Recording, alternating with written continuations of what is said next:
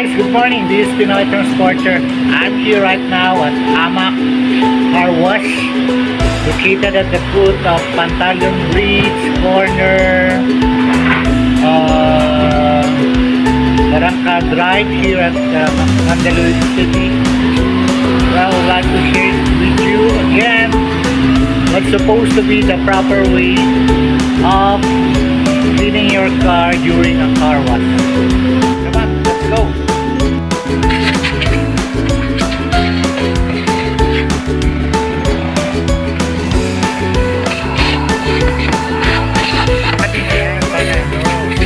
Tatas mo yan, ganyan o yan o. Yan. Yan, magbakit niyan.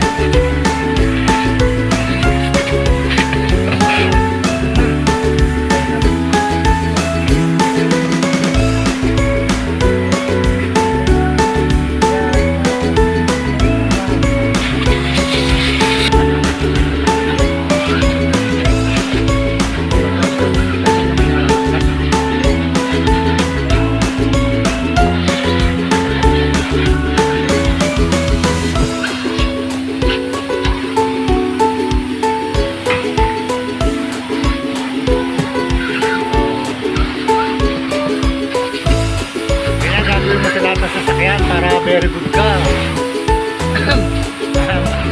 Make sure that every nooks and corner are properly cleaned. Okay. Tanggalin mo yan. Ipagpakyan sa labas. Iniwan yan. Bakit mo yan?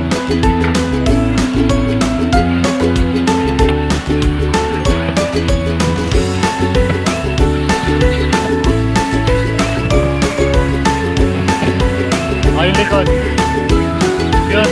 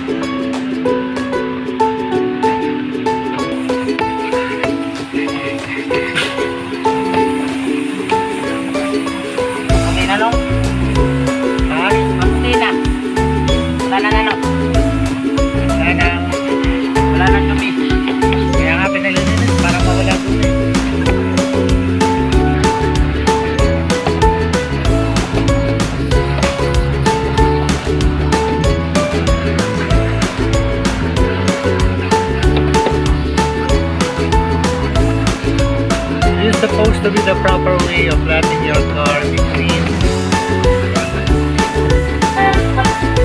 Initially, you can supervise your car washer so that they know what to do.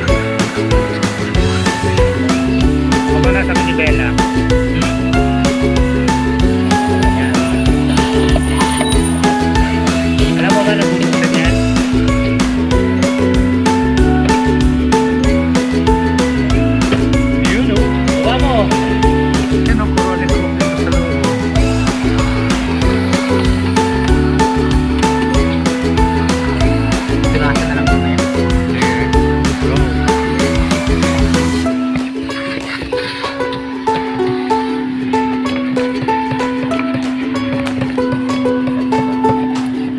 Gilid ng dashboard sa ibabaw. Mga gilid.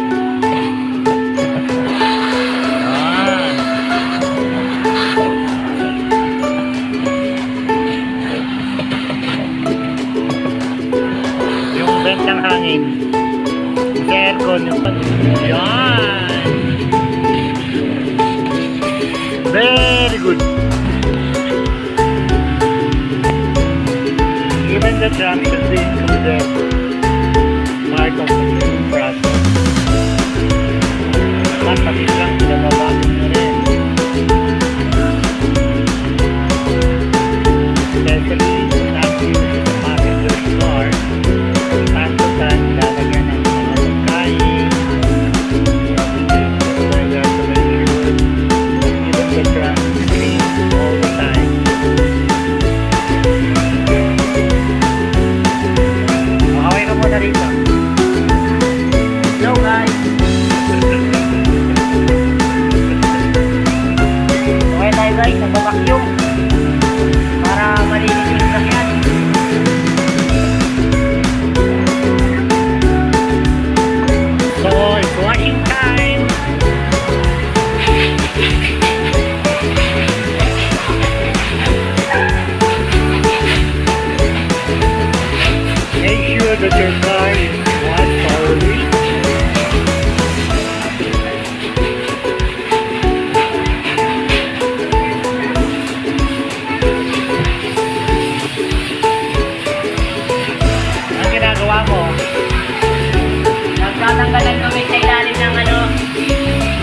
saludo.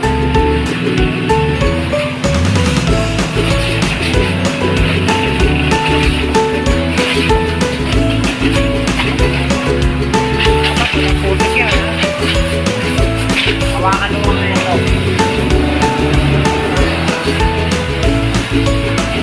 Very good.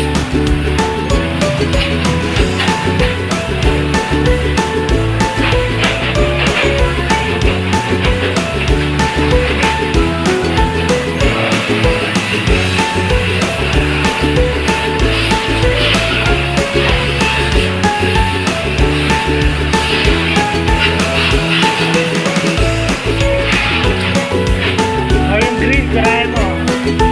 Grill. Para lumamig.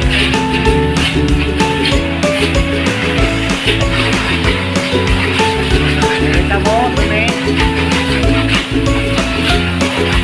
Para tinatamaan yung ano, yung blender.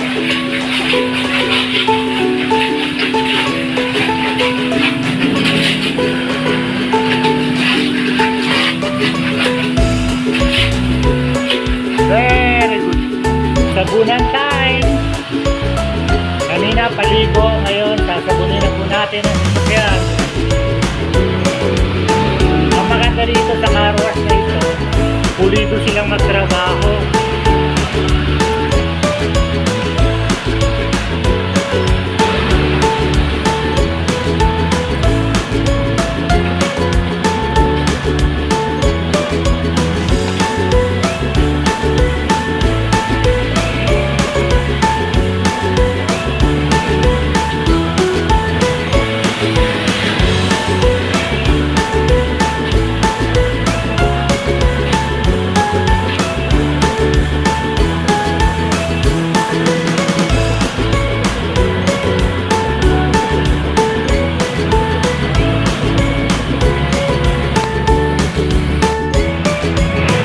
So this is how they clean your muddy.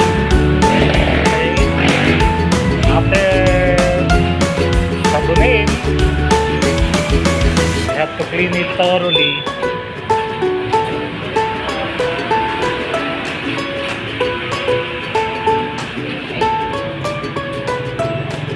Gawa mo na yan, tapos isabit mo para tumuyo.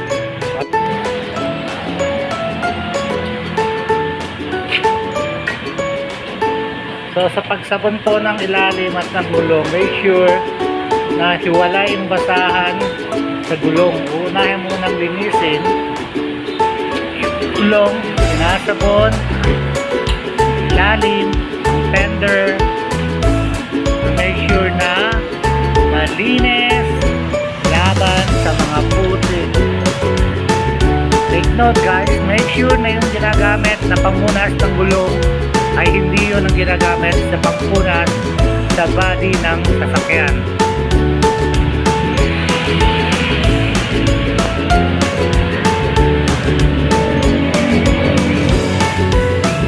So standard na po yan. Ganyan po ang paglilinis dito. Ultimo ilalim, sinasabon, make sure na walang putik.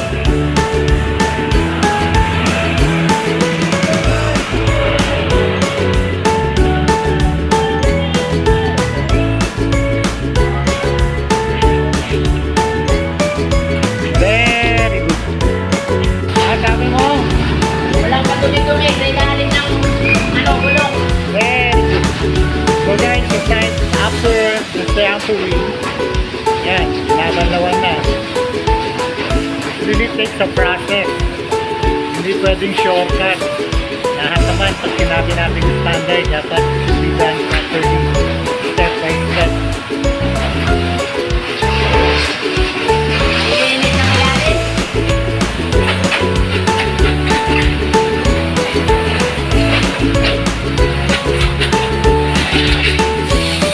Pakilala ka, ano pangalan mo? My name is Ronel from Masbate City. Oh, shout out. Shout out sa mga taga Masbate City, sa mga car wash boys.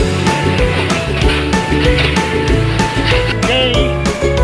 Katapos kong banaw, tuyuan na the drying time. Oh, it's dry.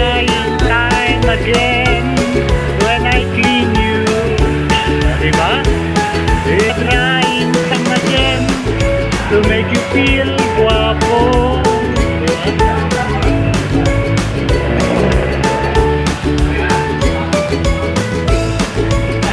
Masarap tuyuin at linisin kapag maganda ang pagkasabon at pagkabanlaw. Wala kayong makikitang mga naiiwang dumi.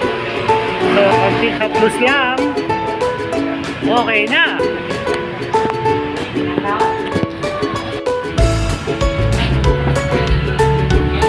So, aside from the outside, make sure na the inner part be dried properly, okay?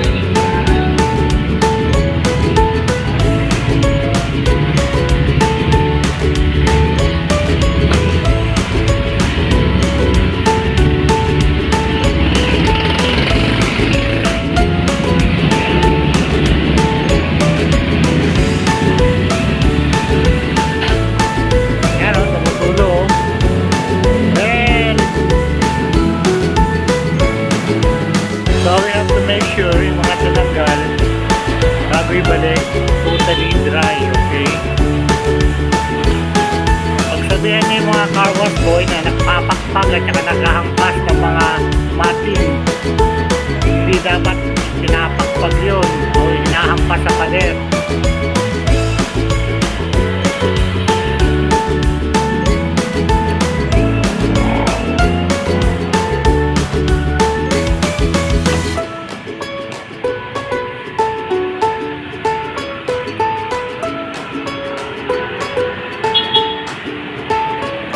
O diba, ayos na ayos.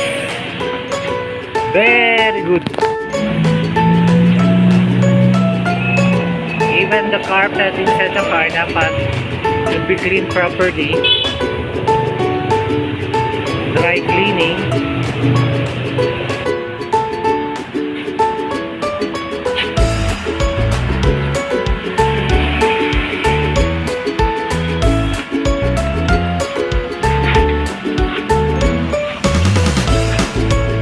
Balikan mo sa likod. O diba? Kasi yung likod na yan dapat nililinis din yan.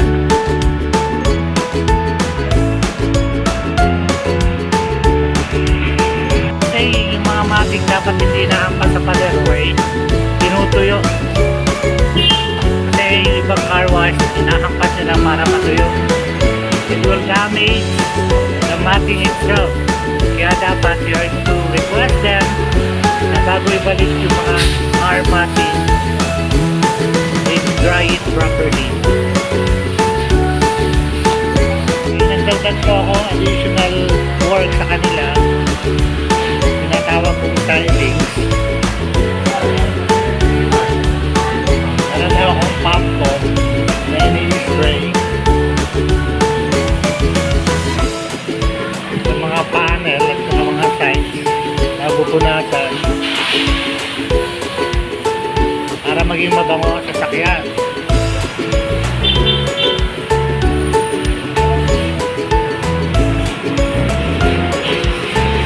Ginagamit po ito sa mga plastic sa interior to make sure na smell preskohan yung sasakyan. Sabi ko nga sa inyo, since this is a passenger car, we have to make sure na our passenger will be glad to ride in our taxi.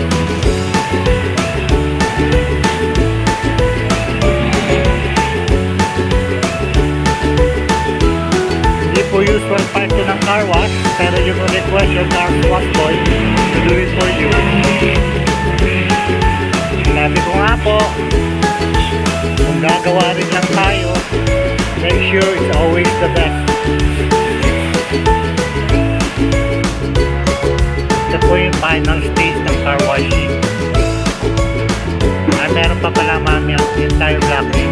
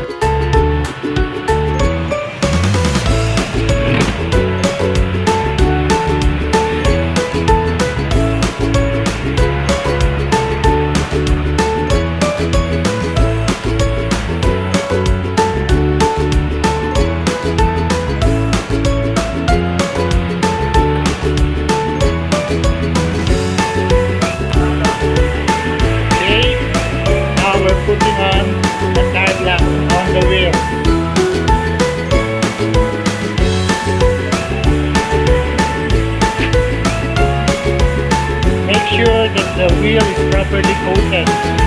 Okay? Para maganda naman yung gulong natin, my team.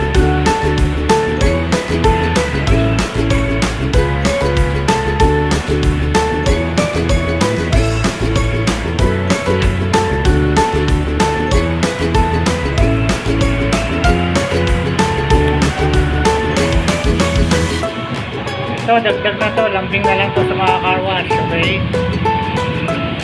At I make dito na yung hood, kahit pa paano napupunasan, para yung mga alikabok sa loob ng engine, nalilinis.